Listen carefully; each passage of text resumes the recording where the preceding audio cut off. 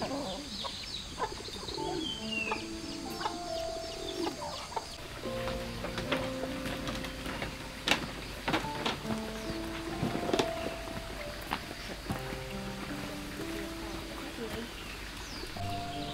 đêm qua mưa này, hôm nay mưa này có đi làm gì không chị? Chắc là không làm được gì vườn rau đâu, đi bắt cua. Anh chị em mình đi bắt cua nha. Cua đầu mùa đấy, bắt Đêm qua mưa to lắm, hôm nay chắc nhiều cua lắm. Là đi bắt cua đi. Đi bắt cua.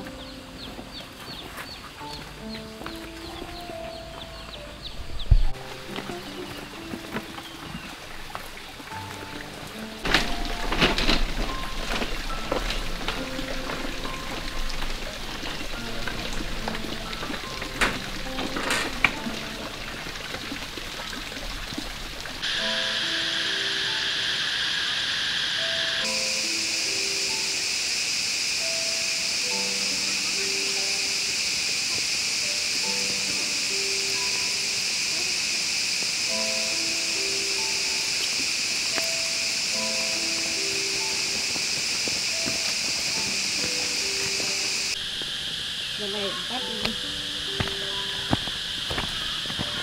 ngô tốt được. Ngô này phải nó tỏi mới là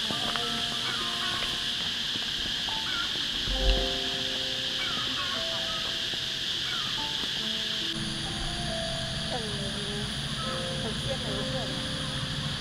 Cái gì sai quả thường xuyên. hôm nay trời mưa mát rồi là đi thu hoạch cua.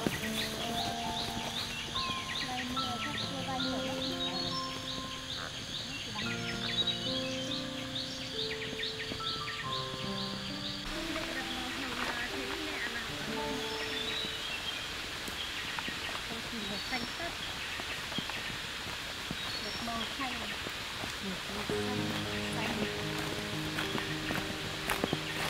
nước suối mây xong này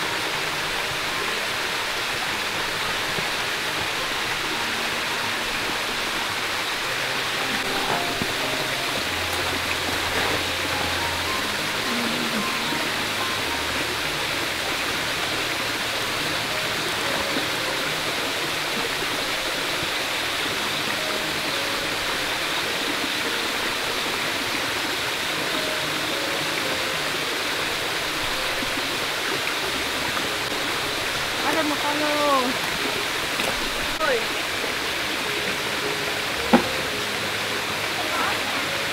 ở đây nhé.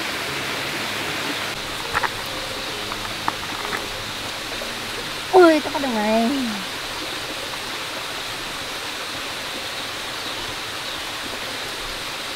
Thì lại được con nữa rồi. Đưa đầu đi đi em ơi.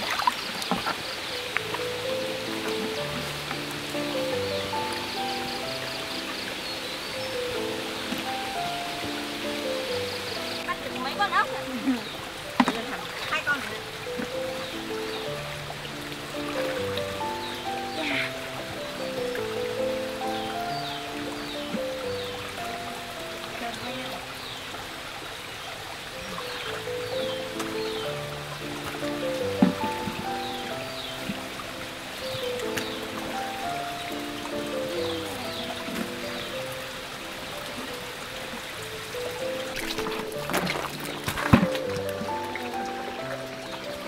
con nữa rồi em ơi. Ôi con đấy to nhỉ chị nhỉ? Con này to nhỉ? Thích nhỉ? Này đi chị.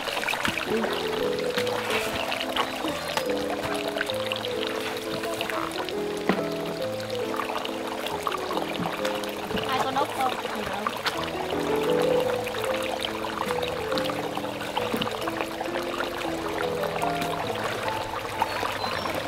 Đây có con cua chị ơi.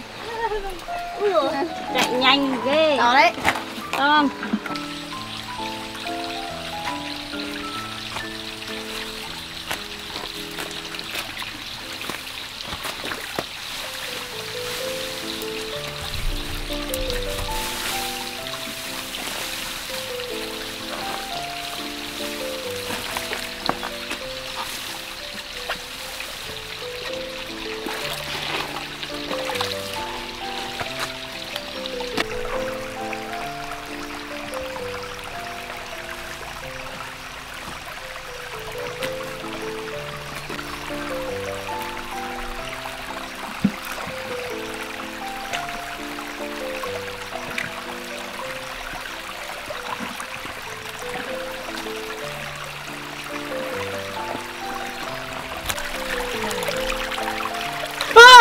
Giật của mình.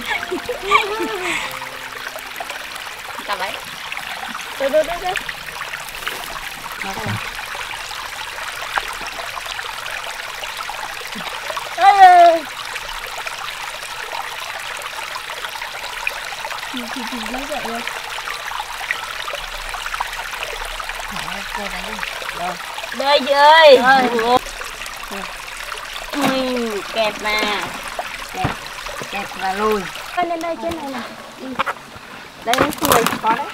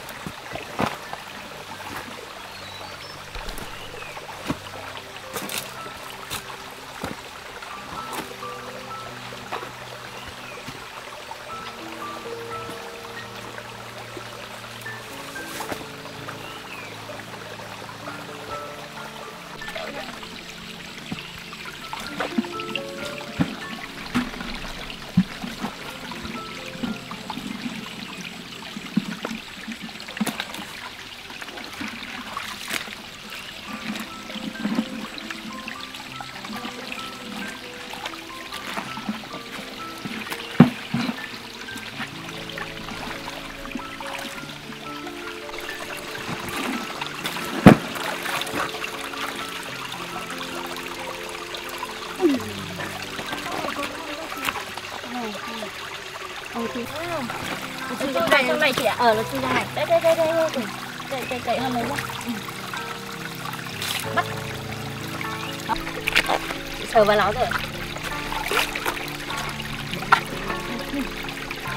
Thấy không chị? Đây, nó đây. Vào đây rồi. Vào người đó. Đây chị. Đây. Đây. À. Rồi. Cố lên, được rồi. Đây. Được rồi. Ôi, hơi bé chị ạ. Bé mất công lấy, bắt luôn. Đi, mình lên kia đi. Vẫn còn con nữa. Nào moi. Đây rồi. 1, 2. Wow. Đây. Đó. Đó, chị sờ vào nó mà. Nó chui trong này. Bừa hòn đá này lên chị. 1, 2. Đây.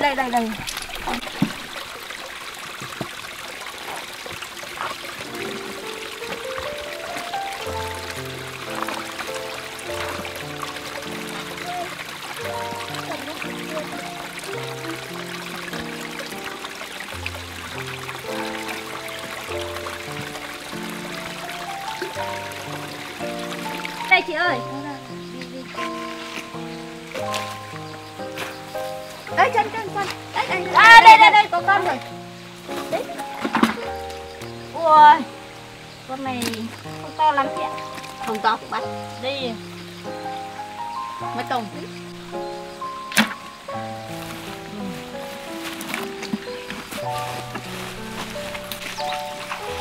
qua mưa to nay nhiều cua chị nhỉ? Qua mưa to. Qua mưa to.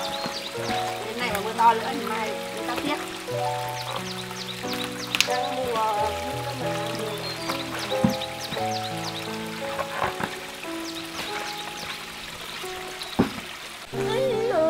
mùa ê, đây có một con em ơi, hai con. Đâu chị? Hai con. Ô, hai con à? Hai con. Ơ, sao đây chạy bắt đấy. Đây, hai con. Mày chạy đi đâu? Đây này, cặp này. To chưa? Con này to hơn con đấy. Hai con liền một chỗ nhỉ? Hai con một chỗ. Đấy.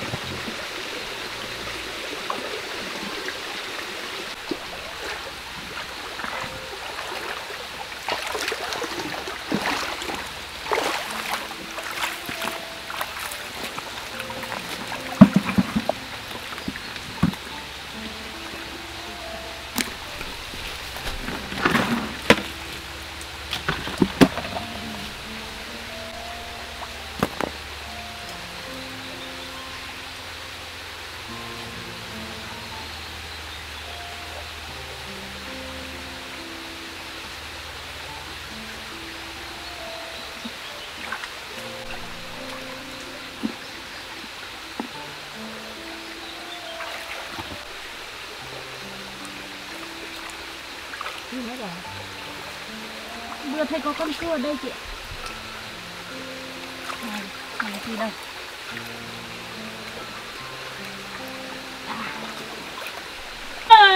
Đây con cua chị ạ. Cua đâu? Đây. Ui, chui. Kìa. Đây, chị chắn đây. À, tao bắt được mày rồi. Đây rồi.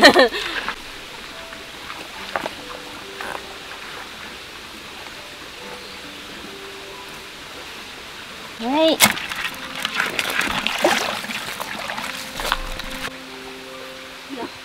Wow. Alo, thôi, con nó đi hết rồi. Nó đang ấp con.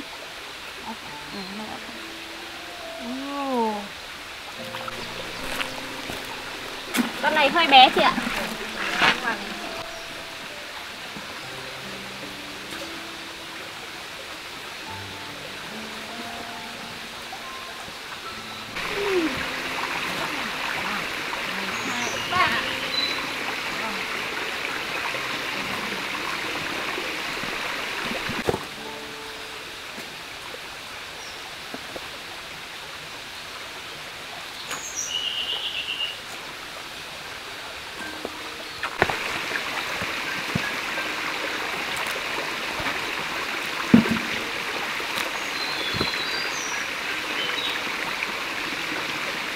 Em ơi, đây có. Có chị có. Lần rồi quý vị. Wow. Đây. À, đây nó chui vào đây. Đấy. Không thấy đâu. Bắt được rồi. Không còn con nào nữa. Không còn con nào.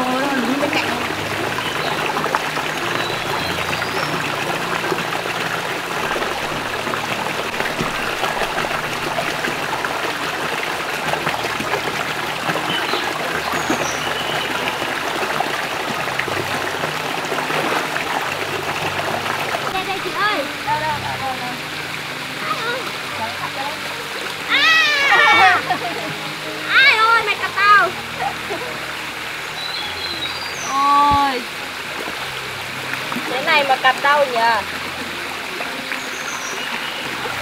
Chạy đi à?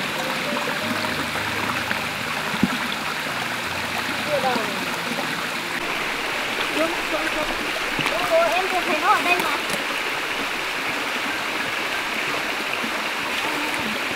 Chạy mất rồi. Chạy mất rồi. Nó phân đây. Đâu đâu đâu. Đây đâu, đây đâu, đây đâu. Đâu đâu, thấy không? Chạy nhỉ? Chạy, đây. Mày. Mày vào này.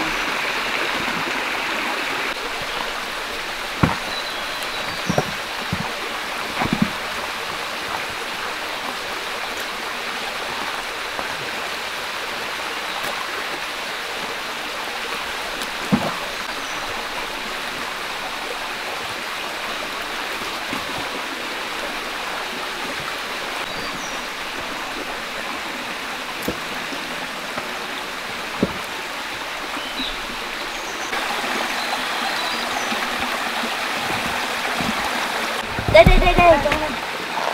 Yeah. Wow. Ấy. Mày chạy đi đâu? To chưa? Con này to chị nhỉ?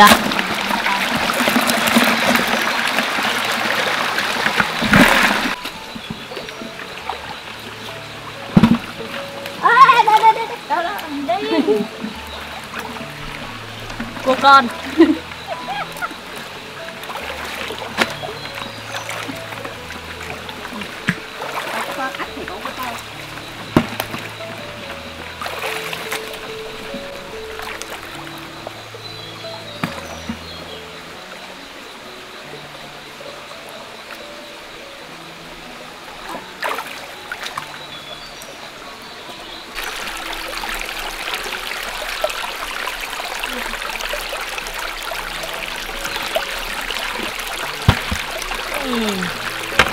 Chạy nhanh thế nhỉ? Để này. Để chạy mất. Để làm giống.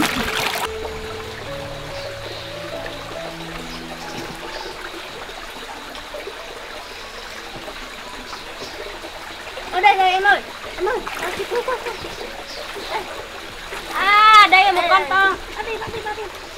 Lật con. Ồ. Mày chạy à? Con này to đấy. À. Lật. Nhiều phết rồi chị ạ. Nhiều phết rồi.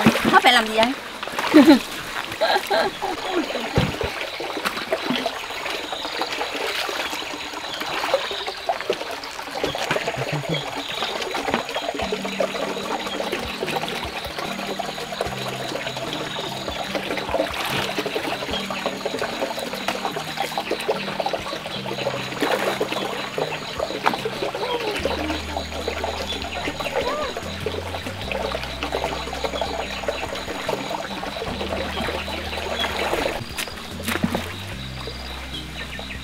Đầu kia. Đi dưới này đi chị đi. Đây em ơi. Đâu chị? Đây. À đây. Ôi.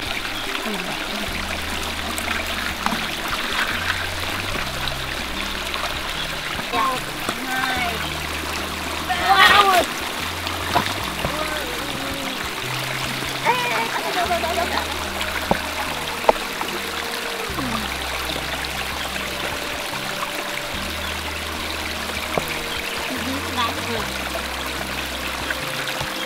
Đâu. Ồ, chạy à. Nhiều rồi chị em mình đi về đi, mưa rồi. Mưa rồi, về đi. Đấy, đi rồi.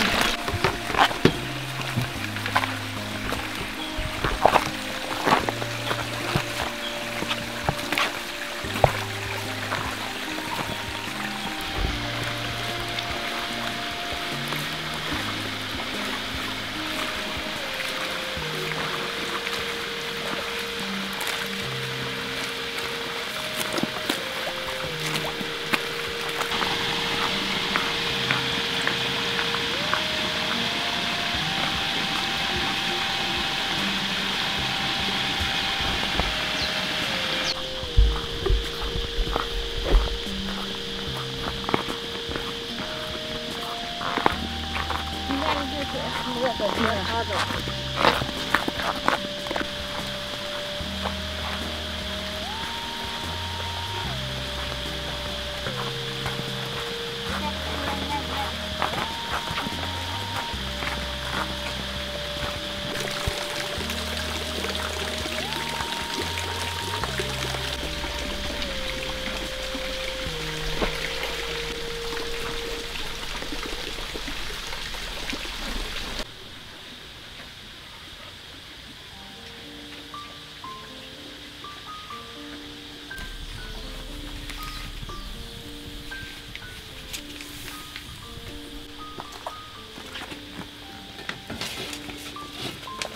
Nước nóng nha.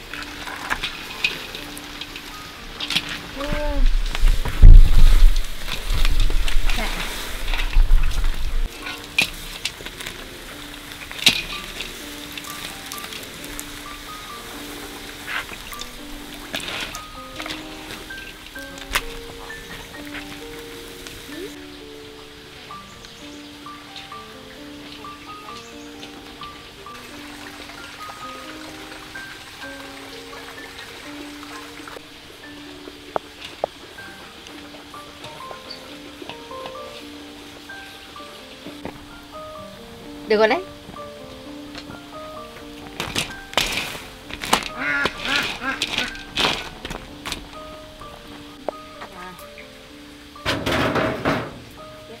Em là mâm nhớ nè.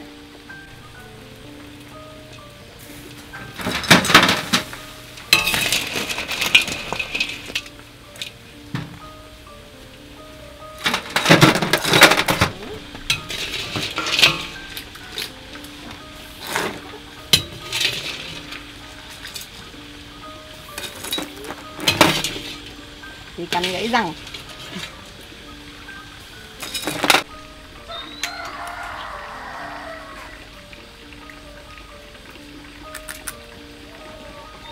Nghe chị nhỉ, không béo mà.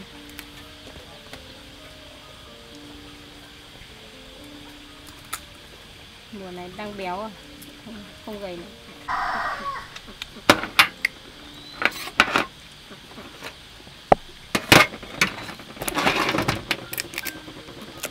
Mình bắt được nhiều đấy. Ừ, mày nó bắt được. Mưa này nó hay ra nhiều chị nhỉ? Ừ, mưa này nhất là trời mưa hôm nào đang nắng mà mưa ấy nó ra nhiều.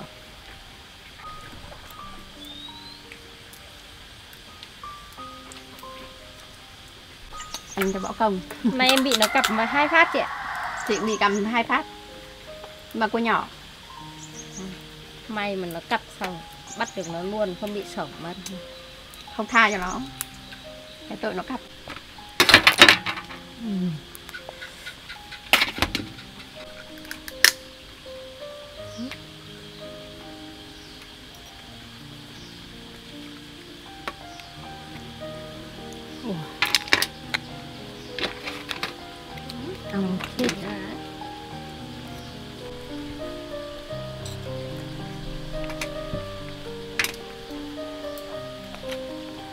Thịt gạch này béo.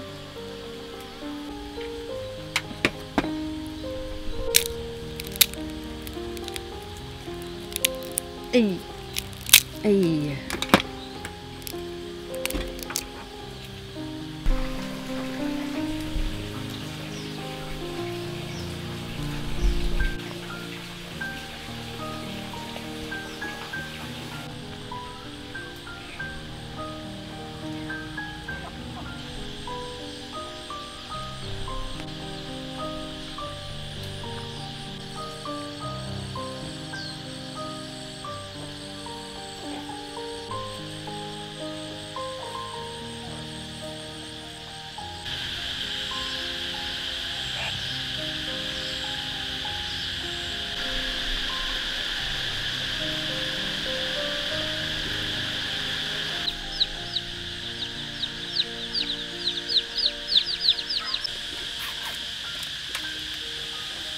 sau tí em ra chân gà. Ừ.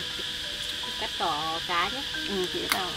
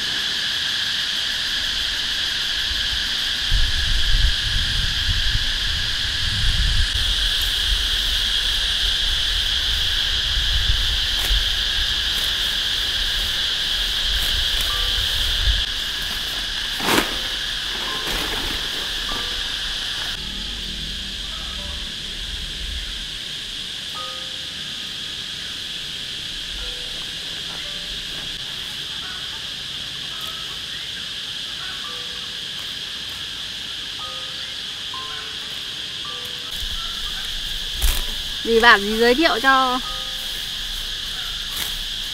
bán được 10.000 một cân rồi đấy.